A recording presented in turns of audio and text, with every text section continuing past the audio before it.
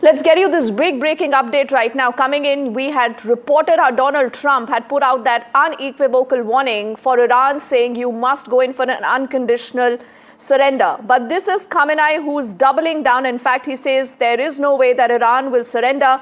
It's a televised address that has just been put out. And allow me to quote what he says. He says the Americans should know that the Iranian nation will not surrender, and any intervention by the United States will be met with a forceful response and an irreparable damage. That is what you have Iran now responding to vis-a-vis that clear warning that has come in from Donald Trump. I will also get in our colleague Ghazali, who's decoding that story for us. And Khamenei also says that our armed forces are ready to defend the homeland, supported by officials and all segments of the nation. Ghazali, this is significant. And this also tells you that Iran is not backing down. Iran, in fact, has doubled down in spite of that clear warning that came in from Donald Trump. So that certainly shows that Iran is not backing down at all, and that goes back to it's got historic perspective as well, because even back in his first tenure as president, when Donald Trump had ensured or sort of overseen the killing of Army Chief, IRGC Chief of Iran, even back then Iran didn't back down. It didn't go for any kind of compromise or negotiation back then, and this time around all this statement is for the domestic consumption back in Tehran, because Mr. Khamenei knows that if he backs down now, or if he softens his stand in the war against Israel, then perhaps he'll face internal rebellion, as being hinted by Raza Pahlavi, the crown prince of the exiled crown prince and son of the former Persian king Shah. So that shows that he is only going to issue such statements in future as well. For the past 5-6 days since Iran and Israel have entered into the 5th day of war, Iran has been issuing such statement. The supreme leader had to come today for a televised address, but in the past few days he has put statements on social media saying that how he will continue to attack against Israel. And this is a message to the United States as well, because the way Donald Trump came out saying that unconditional surrender and we know your location, you are not safe. So these open threats from US and Israel is now being countered by Mr. Khamenei, the supreme leader of Iran, who has also come out saying that you don't know our history, you don't know the history of Iran and its people, that they will never back down in case of any adversities.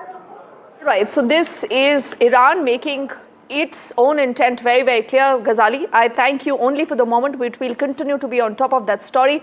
And to also draw more perspective, we also have Vika Klein, the editor-in-chief of the Jerusalem Post, who's joining us. I want to know from you that did Trump's actions really come as a surprise? There has been a lot of chatter of what Trump could do, but Trump being Trump, what possibly could happen? So I mean, I think on the one hand, you could look at it as a surprise, because we've heard Donald Trump say he wants Iran to sign some sort of a deal and not have nuclear weapons. But I'm actually, I was actually surprised that he actually went to negotiations with Iran, because the Donald Trump we know from the previous, the previous administration when he was president, beginning 8 years ago. And the one we heard on the campaign is someone who is very tough and very hostile towards Iran. As a president, he made sure there would be very substantial sanctions, something that was very different than the Obama period. So, I think the fact that Trump is now speaking this type of rhetoric is something that many of us would have expected him to do before, and now he's in a way coming home. And what do you think about the war theater? Would it be fair to say that that possibly has also changed now over the course of the last few days?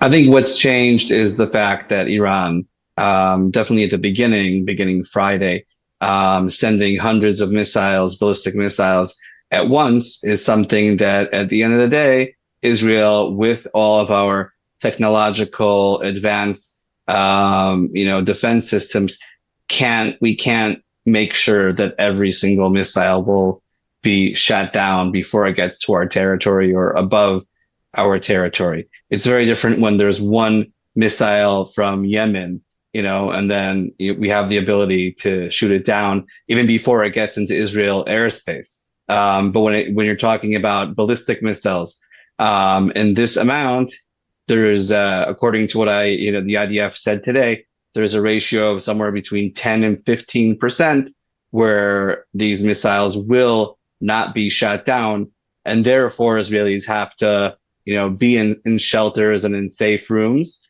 But unfortunately, not everyone has that access.